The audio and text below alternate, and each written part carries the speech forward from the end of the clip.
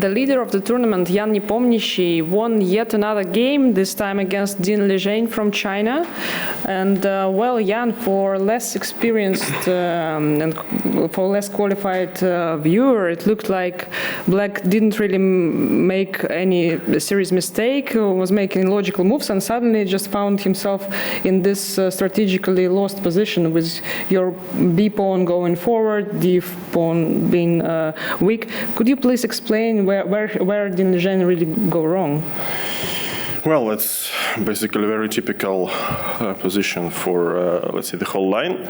And to begin with, this position, I think normally people play 97 and g4 here, and then, okay, it's like equal, but Liren plays queen d7, it's his like brand move, and I think he did quite good against Maxim Vassiliograph in London in December with this line. So I had like some sort of a small improvement, rook b2, and until this moment it was, I think, everything very logical. And yes, exactly. Yeah, I mean, it all seemed very logical, but then suddenly... Okay, here, okay, I think another approach is just to play c6 and then queen b7 to maybe rook b8 to protect b5 pawn with the piece, so you do not really allow this capturing on b5 and knight d5. And I think probably it should be equal because the knight somehow lacks some good squares, but I mean, okay, white is more or less safe here. And here, rook e8, I thought like nothing has changed and I can just make a useful move, because, okay, this wasn't prepared. Rook e8, bc4, queen c4. Well, I mean, it's also a question what to take with, because, okay, dc4 could also be interesting, then knight e4, knight d3. I mean, nice blockade, but I think like maybe queen c4 is more principal, because I couldn't believe this position is good for black. Well, here knight g2 maybe was a little bit more accurate, but then, okay, c3 is more weak, and I mean, okay, every move has its drawbacks, and basically here, I think Black should be very lucky to be in time with some counterplay. So queen b3. Actually, I think rook e6 was the move here to play rook h6, very logical. But here I have a choice, like I can play king g2, but then h5 is stronger perhaps. But also I think knight d4 is somewhat risky, but I think it works. So if bishop f6, then b5, an intermediate move. And queen b4. I mean, maybe this just equalizes because you later trade and you play rook b6, rook b8, and take on d5. And after rook e6, okay, I thought like I always had this idea, king g2 and knight g1, and my king is super safe here, and you can never ever have some counterplay against the king because knight g1 is in time. And somehow h5, after h5, king g2 is not so logical because h4 becomes annoying. So I just decided to go for the principal line. And here it was like a sort of a trap, because after h3 I think black is strategically in a big danger. Yeah. I think, okay, it was better to keep the pressure on, like rook b8, and well, I mean, I think with some precise play, black should probably hold this.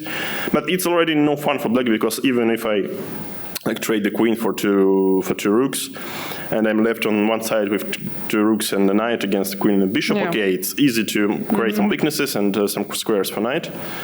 So h3, king h1. So here everything would be brilliant for black if rook e2 was almost winning, and with some cheapo like queen g4, and here f3, queen takes f3, and then mate on the back rank. Yeah, but after queen g4, queen takes d5, and intermediate move, and okay, white is just winning. So king h1. Well, I mean, I felt like maybe I'm going to misplay this, but I thought like I was doing quite sensible things. So bishop d8. I mean, here I want to play b7, of course, like no risk at all. Rook e7, knight g1. And I mean, if black takes here, I think this is just lost for black. Takes. The problem is that bishop is hanging, and you should play something like queen d6, and then okay, just knight h3, and basically game is over, I think. So like I just double my rooks on the 7th rank, and my king is safe, and I mean, okay, the bishop is bad because of these two pawns. And these two pawns, I mean, they really harmed any chances for counterplay. But somehow I spotted like some tricky move.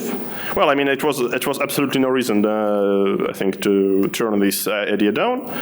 Okay, knight e4 was the move, but knight g1, and here I thought maybe g5. And I mean, in general, it's the same idea, like to take on b5. And you have like queen b5, then in this edition, maybe it's not so simple. So trades, and queen f5.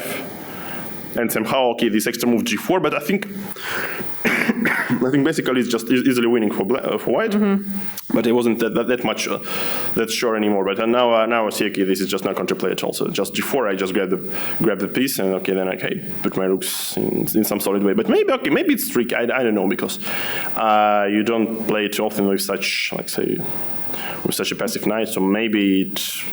Yeah, in any case, during maybe the game, some tricks. it wasn't that obvious for me. That, It was too obvious for me. So queen b5 actually inviting black to the end game, which is probably nearly lost. Once again, if we just trade all the rooks, I think this position is nearly lost because okay, two weak pawns and some passer on h5. So this is just bad, and no rook e6 because rook takes d5 all the time. So queen g4 was a nice try, and here I couldn't. It was very difficult to choose. Like 3 or 4 winning moves, and okay, as I was told, probably I mixed up all the things because. Yes, it's a critical position actually. Yeah. So here. Knight g1 was the move, of course. Here, and in case of bishop b6, queen c6. But here I wasn't so sure if rook e6. I mean, the similar ideas as in the game. But probably it's easily winning, but then, okay, if not, then not. Because here, okay, there's just a pin, so I can play something like queen d6 or queen d5. I wasn't that sure, but queen d6, and here, if queen e6, maybe I just trade on e6 and then take on h3, and this is like winning due to the pin. But I mean, I wasn't that sure, so I thought, like, this is clever. Then again, okay, also queen e8 should be, like, winning for sure. Yeah, queen e8, do you check this move? Yeah, indeed. Here I thought like something like, okay, the same story, like rook takes b6, rook takes b6, bishop takes b6, and here, well, I mean, okay, basically knight g1, and I can just win slowly, I mean, strategically. But clearly, I calculated, I think, pretty much, and here, well, and I was told this move, yeah? Yeah, rook b6, did you consider Yeah, indeed. So the idea was after bishop b6 to take knight g1, and this is just lost because the bishop is bad, and if bishop e7, then okay, at least queen e8 is winning. But somehow, I mean, some brilliancy incoming here. So there was some study like rook b6, rook b6. I thought, I mean, this here is queen e2, yes. Queen e2, but maybe here I can play something like rook b2. Rook b2, queen b2. Yes, so this is not the way. Basically, the idea is that after rook b8, maybe this was what. No, I mean, okay, rook e5 is just, I mean, it's very hard to spot. I mean, at least okay for me. So I won't say for everybody. So basically, we watch this like king h7, rook, I don't know, rook g1.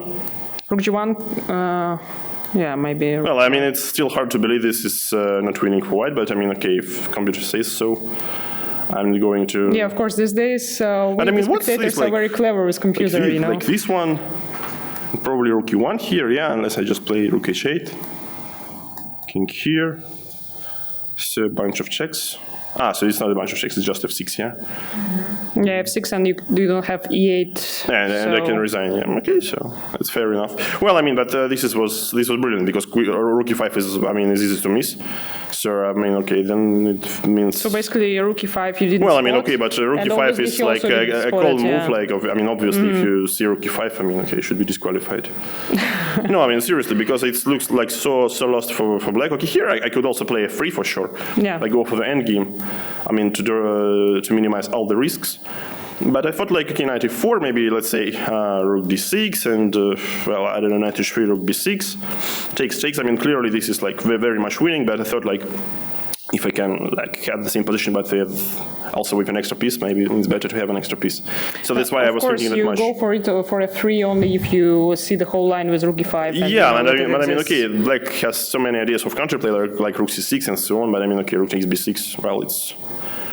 Okay, I mean, of course, it would be the shame for me, like to not to the game like this. But okay, what could I do? Because of course, then after he played another move, I mean, like I don't have anything. I don't think anything here. I mean, this is so incredible. Okay, 5. Well, kind of 2. Maybe here, I don't know, some. No, it's hard. Yes, I can never reach some good square. So basically, I should already sacrifice the rook and play queen c8, queen h3. Yeah, so it's very study-like, you know. Well, I mean, okay, so I'm only human, so this is, I mean, like, okay, this is a, let's say, a good example, a good study for, let's say, for some players. But clearly, I mean, okay, I was calculating all sorts of counterplay for black, like for, I believe I spent like 40 minutes in total for this position. And once again, well, I was a little bit worried about this position because I felt like, I mean, it's a better idea to play b7. But I couldn't find a direct win after knight g1, g5. But maybe if it was just not a big deal. Okay, there's some worse edition, but it's still like strategically pretty much over. And perhaps also I had like this b7, rook a7, maybe knight f4 here, with a little bit the same ideas. But well, I mean, okay, once again, I wasn't like 100% sure that nothing better is going to happen here. So rook b7, takes, queen. Okay, queen g4 is never a threat. But I mean, maybe queen g4 is the only move, like rook b8, g5, what else? Rook takes, king g7, so probably I should take on h3. Okay, this is surely winning because rook d5 is coming. Okay, but this is surely what I had to calculate, but instead of this, okay, I was close to some kind of fiasco, but fortunately it... Okay. Well, in general, Jan, are you more of a sportsman? So for you, the result is the most important thing, or are you more of an artist? Maybe that the quality of the game, the purity of the game. Well, is in this important. tournament, like there is no such question. I think should be asked at all. Of course, it's about the result. And in general, what is your approach? I mean, in general, I don't care because I'm playing this tournament right now. I see. And, well, coming to this tournament, you are obviously in great form. Thank you. Now it's clear. And do you have maybe some special trick? How did you manage to get to this very important tournament in this great form? Well, I don't know. I'm just trying to make less mistakes than usually, and than my opponents do. Because clearly, I mean, for example, today's game, it's nothing special for white, but I mean, okay, maybe my opponent wanted to play for a win with black, so that's why he chose this c6 d5 line, which is, I mean, very double-edged, but it could seem promising from human point of view. But in fact, I mean, strategically, it's a very big risk. So I mean, well. So try to make less mistakes, yes, to sum up things. You're coughing a little bit. Are you generally feeling okay? I'm definitely feeling not okay. And actually I wanted to make like some kind of a quick draw today. Like, I mean, okay, so I was never against it until I got this position. Like, I was like, but in general, okay, I got a couple of these tests and both was negative. But I mean, again, you know, it's the whole atmosphere. I mean, it doesn't help you like to feel healthy. Okay, tomorrow is a free day, so we hope that you'll use it to recover from your coughing. That was my intention. The plan. Yeah, that's the plan. Thank you, Jan, and once again, congratulations. Thank you.